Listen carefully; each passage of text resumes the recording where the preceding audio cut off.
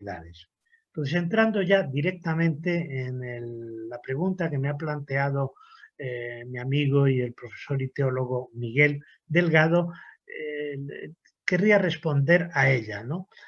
¿Cuáles serían las características que definen a los seguidores y seguidoras de Jesús de Nazaret siguiendo los pasos de Pablo de Tarso? Y lo voy a hacer de una manera pedagógica que a mí me gusta, que es utilizando el decálogo. Y voy a exponerles a ustedes de una manera muy asequible cuáles creo yo que son las características de los seguidores y seguidoras de Jesús de Nazaret bajo el seguimiento de Pablo de Tarso. La primera característica es Pablo de Tarso es un místico, indudablemente. Desde el momento de su conversión no tiene otra preocupación, no tiene otro objetivo que el seguimiento de Cristo, del Cristo crucificado y del Cristo resucitado. Hasta el punto de decir que Pablo de Tarso se identifica plenamente con Cristo. Por supuesto, sin renunciar a su personalidad, a su identidad, porque como ustedes saben y podrán comprobar leyendo detenidamente las cartas de Pablo, pues Pablo era un hombre muy enérgico, ¿no? Y tenía una personalidad muy fuerte. Pero por encima de la fuerza de su personalidad, lo que caracteriza a Pablo de Tarso es esa afirmación que él mismo hace, ¿no? No soy yo, sino que es Cristo quien vive en mí. La vivencia interior de Cristo, que es la que le impulsa a su trabajo misionero. Podríamos decir, con una fórmula pues, más coloquial, que Pablo de Tarso es abducido por Cristo. Pero el místico es, o tenemos la idea de que el místico es una persona recluida, encerrada en su interior, desvinculada del mundo. No es el caso de Pablo de Tarso. Él es un místico no conventual, no aislado de la realidad, sino que es un místico, podríamos decir, en la ciudad secular. Hoy la expresión ciudad secular es la traducción del ámbito y el entorno en que se movía Pablo de Tarso, el apóstol, ¿no? Es decir, es un místico con los pies en la tierra, pero además en una cultura pagana. Tengan en cuenta que la mística de Pablo de Tarso le lleva a reconocer que hay una experiencia de Dios también dentro del paganismo, aquel texto al que me referiré posteriormente de Hechos de los Apóstoles, que recuerdan sin duda ninguna el discurso que él pronuncia en el Areópago de Atenas, cuando dice, miren, he visto aquí una inscripción que dice al Dios desconocido. Dice, pues ese Dios desconocido es el que yo vengo a predicarles. O sea, que es una mística que no queda recluida solo en el seguimiento de Jesús, sino que la percibe y la experimenta en esa idea de Dios que aparece también dentro de estas comunidades. La segunda característica, a ver si me salen 10, porque he intentado ordenarlas, pero acaso pues no me salgan, pero lo voy a intentar. La segunda característica es la fe en Cristo Salvador. Pero esa salvación viene a través de la cruz y luego se concreta en la resurrección. Y ahí es donde está la famosa afirmación de Pablo de Tarso, que ha creado tanto conflicto entre católicos y protestantes, de la salvación por la fe, la justificación por la fe y no por las obras de la ley. No se trata de que creyendo en Cristo de una manera pasiva consiga la salvación y que se excluyan todas las prácticas liberadoras, no, sino sencillamente que no es la ley la que salva, no es el cumplimiento de los mandatos estos rígidos jurídicos, sino que es la fe. O dicho de otra manera, la salvación por la gracia, no por los propios méritos.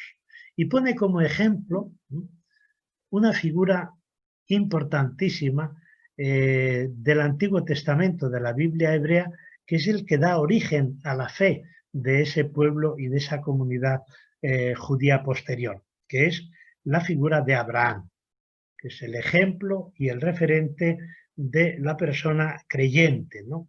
Y fíjense la argumentación tan interesante que da Pablo de Tarso.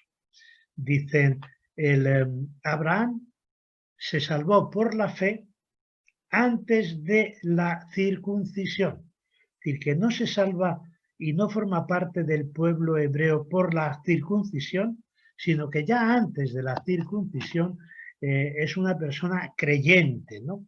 Y claro, fíjense que esta afirmación es importantísima para lo que después lo que después se va a considerar como el padre de los creyentes de las tres religiones monoteístas, padre de los creyentes hebreos, de los creyentes cristianos y de los creyentes musulmanes, ¿no?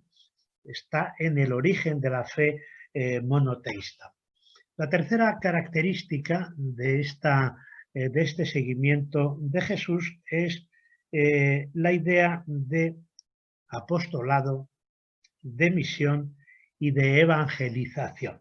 Yo creo que esta es clave en el tema, ¿no? El apóstol. ¿No? Apóstol es el testigo y el que ha tenido la experiencia de la resurrección. No ha conocido al Jesús histórico, pero sí ha experimentado al Cristo resucitado. Y él, en ese relato que hace de las apariciones, termina diciendo, y por fin se me apareció a mí como el abortivo, ¿no? Claro, ahí yo creo que Pablo de Tarso es un poco tramposo, porque curiosamente de ese listado de las personas a quienes se aparece Cristo, excluye a María Magdalena y a las mujeres, cuando según los sinópticos y según el Evangelio de Juan, son las primeras que se encuentran con con el resucitado. Pero ahí yo creo que lo más importante es que él se presenta como apóstol de los gentiles. Es decir, que llega a los gentiles después de haber sido rechazado por los propios judíos. Y yo creo que es algo parecido a lo que sucede hoy en el cristianismo, en la Iglesia Católica, con el Papa Francisco. Es decir, el Papa Francisco en este momento tiene mucho más rechazo en sectores integristas y en sectores jerárquicos de la Iglesia que en la sociedad. Así es decir que, ¿por qué? Pues sencillamente porque los sectores más tradicionales y más conservadores, los sectores jerárquicos, pues se consideran con la propiedad exclusiva de Cristo y de la interpretación de la cristología, ¿no? Y lo mismo sucede en este momento, ¿no?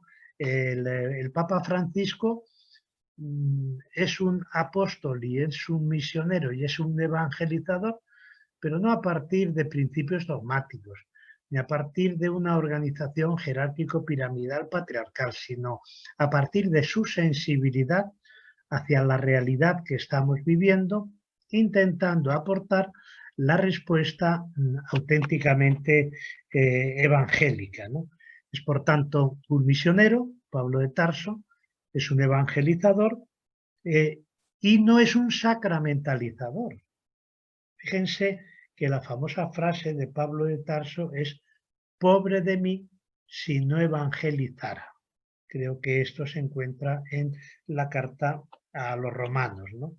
Y por tanto, pues no es un seguidor de Cristo en un lugar estático, no es un seguidor de Cristo en torno a un templo, ni es el seguidor de Cristo en torno a un lugar recluido, sino que es un seguidor de Cristo y es un evangelizador itinerante. Es decir, es lo que hoy diría el Papa Francisco, ir a las periferias.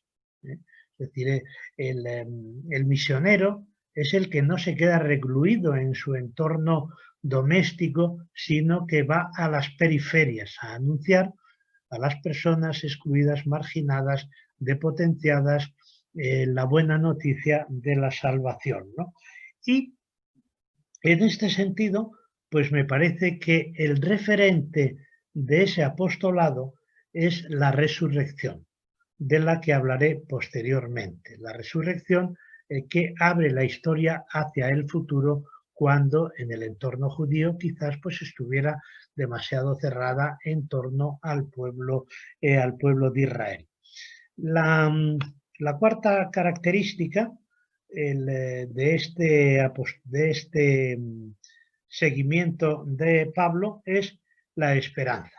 Hemos hablado antes de la fe, ahora hablamos de la esperanza. Para Pablo de Tarso la esperanza es un principio, es al mismo tiempo una virtud y en tercer lugar una actitud y un talante, ¿no? De forma que pone como ejemplo a Abraham diciendo que esperó contra toda esperanza. Y él es una clara muestra de que por muchas dificultades que tuviera, por muchos problemas con los que tuviera que encontrarse, con muchas situaciones conflictivas que tuviera que afrontar, él nunca se desanima y da marcha atrás. O sea, él no dice, mira, esta misión es imposible, por tanto yo me recluyo y me retiro pues a mi lugar de origen y ahí pues me dedico pues a una vivencia mística y espiritual no contaminada y que no me crea ningún problema, ¿no? Entonces, Pablo de Tarso espera contra toda esperanza en medio de los nubarrones de la historia, cuando todo se le pone en contra. El tercer elemento dentro de las tres virtudes teologales sería el amor, es decir, la caridad, ¿no? Recordarán posiblemente, seguro, el himno de la caridad de 1 Corintios 13, ¿no? Que es uno de los textos más bellos y más auténticos de Pablo de Tarso, ¿no? Aunque también hay que decir que es uno de las virtudes menos practicadas por los cristianos y las cristianas. Pero lean ustedes, no perderán el tiempo y les motivará para colocar en el centro de su vida el amor. Lean ustedes el texto de la primera carta a los Corintios, que a veces se lee en las bodas, ¿no? Pero ahí yo tengo mis dudas, porque se queda reducido al amor dentro del matrimonio.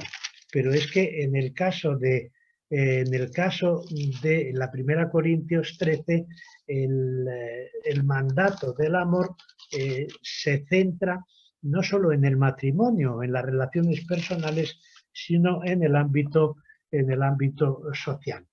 Fíjense que dice, aunque hablara las lenguas de los hombres y de los ángeles, si no tengo amor, soy como una campana que suena o un címbalo que retiñe. Y aunque tuviera el don de hablar en nombre de Dios y conociera todos los misterios y toda la ciencia, y aunque mi fe fuese tan grande como para trasladar montañas, si no tengo amor, nada soy. Y aunque repartiera todos mis bienes a los pobres y entregara mi cuerpo a las llamas, si no tengo amor, de nada me sirve. Y ahora viene la definición.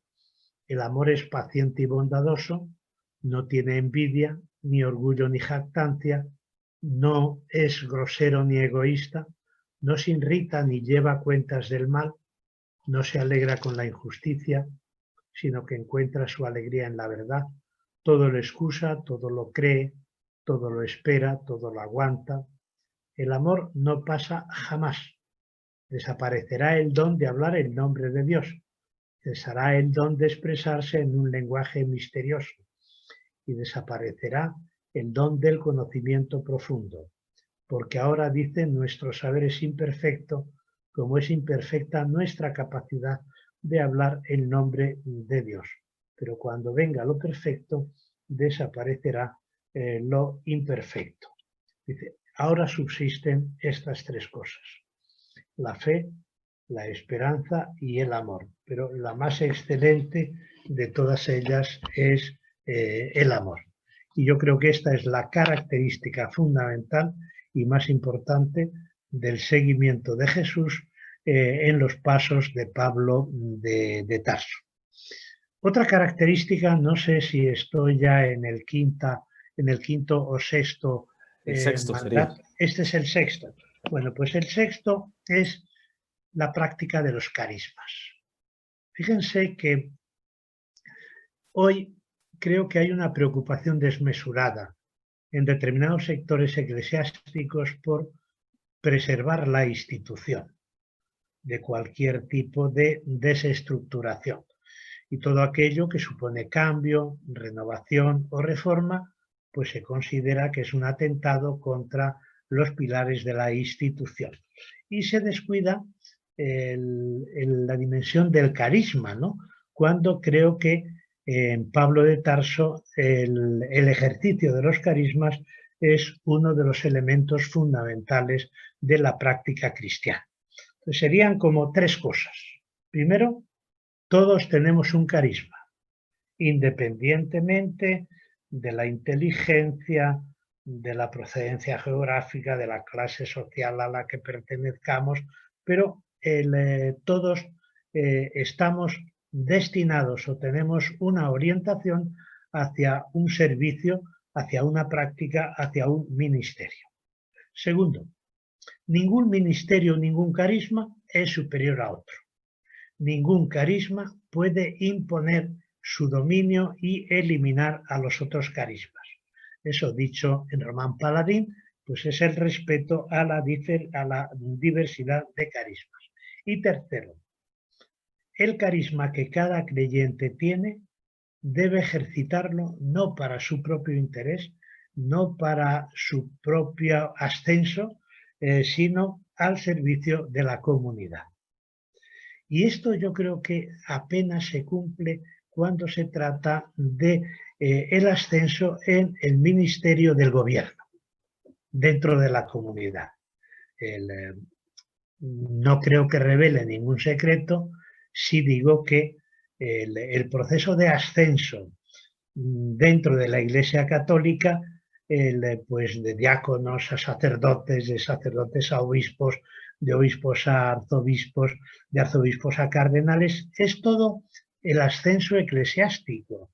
Es decir, que no está al servicio de la comunidad, sino que es pues ese deseo de la persona que va escalando espacios de poder para llegar a la cúpula del poder. Y salvo raras excepciones, pues el papado es eso, ¿no? El ejercicio del poder absoluto sin necesidad de tener en cuenta a las necesidades de la comunidad cristiana, ¿no? Entonces el Papa, que es el vicario de Cristo, que es el vicario de los pobres, pues se ha convertido en una persona de poder absoluto, pues más que el que pudieran tener los emperadores romanos, los reyes medievales o los faraones egipcios, ¿no? Por eso me parece que es muy importante la idea de el ejercicio de los carismas al servicio de la comunidad y en beneficio del pueblo cristiano, ¿no? La séptima característica sería séptima, ¿verdad, Miguel? La séptima Correcto. sería practicar las obras del Espíritu. Claro, decíamos que la justificación se logra por la fe. ¿Quiere decir eso que la persona creyente tiene que quedarse de brazos cruzados y debe estar inactiva ante lo que sucede en su alrededor? No. Lo que no debe hacer es fiarse o acogerse al cumplimiento de la ley para de esa manera decir yo ya he cumplido, por tanto no tengo nada que hacer. No.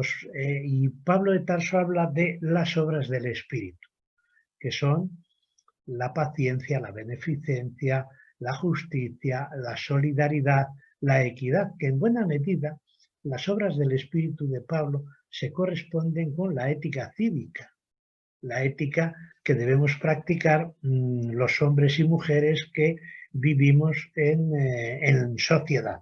Por tanto, las obras del Espíritu ni excluyen ni niegan, ni sustituyen a las prácticas éticas dentro de una comunidad, sino que las refuerzan y las ratifican. La novena característica de Octava, me ese parece. seguimiento, perdón, Me parece que octava, pero... la octava, bueno, Sí. muy bien. La octava característica es que la fe no se vive individualistamente, sino comunitariamente. Es decir, la fe en el cristianismo no es una fe en solitario, sino en comunidad. Precisamente la comunidad es la que refuerza la fe de la persona creyente, ¿no? Evidentemente, la fe es una opción personal que asume la persona creyente de manera libre y sin ningún tipo de influencia externa, ¿no? Pero claro, esa opción personal que se asume libremente luego tiene que vivirse en el ámbito comunitario. ¿Por qué? Porque si la fe se vive aisladamente, yo creo que al final desembocamos en el solipsismo o en el autismo, y el autismo pues es una patología, lógicamente, ¿no? Y por eso es muy importante cómo se expande el cristianismo desde Galilea, siguiendo por toda Palestina y luego yendo al mundo pagano, al mundo helenístico o a otros mundos, ¿no? ¿Cómo se expande? No creando episcopados, ni creando parroquias con un sacerdote que es un manager, no, no. La expansión del cristianismo se desarrolla comunitariamente y la comunidad es la que continúa la causa de Jesús y es la que sucede al primer grupo de seguidoras y seguidoras de Jesús. Por eso yo creo que es muy importante discutir la idea de la sucesión apostólica, que es una teoría eclesiológica que desemboca pues, en una concepción jerárquico-patriarcal, piramidal de la Iglesia, ¿no? Y en ese sentido, yo creo que es toda la comunidad cristiana la que continúa la causa de Jesús y la que sigue el movimiento de Jesús después de su muerte y de su resurrección. Y un elemento importante de esta dimensión comunitaria de la fe es precisamente la incorporación de las mujeres a los ámbitos de protagonismo y de responsabilidad dentro de la comunidad.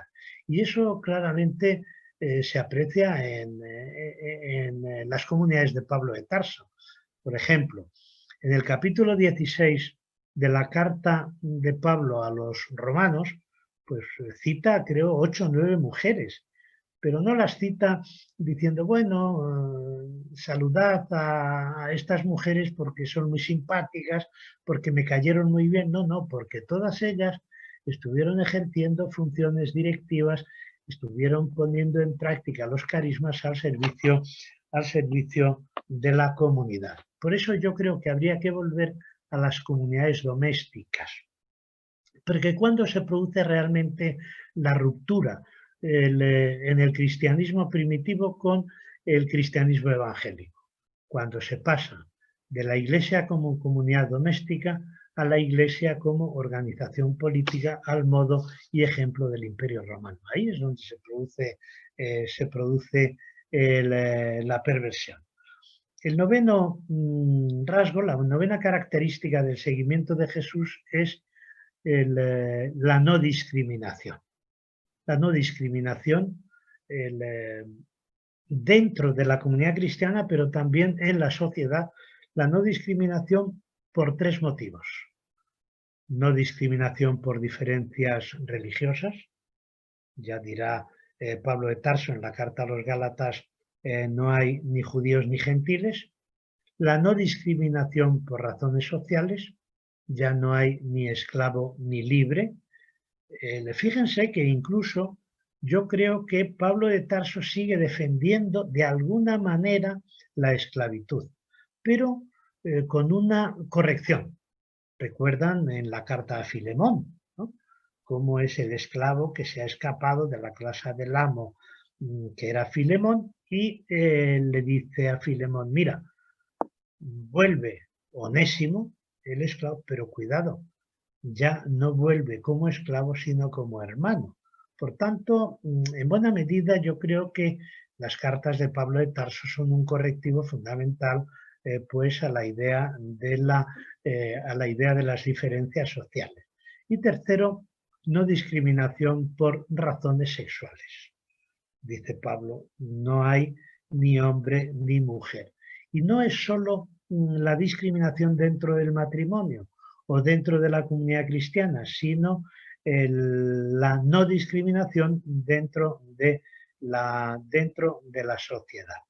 Y como les decía anteriormente, me parece muy importante en la no discriminación religiosa el texto que recoge el discurso que pronuncia Pablo en el Areópago de Atenas, ¿no? Dice, ese Dios desconocido al que ustedes adoran es el mismo que yo les voy a predicar. Es decir, que ya no hay judíos ni gentiles, ya no hay paganos a los que hay que excluir del banquete, sino como dice Pablo en la carta a los Romanos, en el capítulo 15, versículo 18, dice, Dios acoge misericordiosamente a los paganos.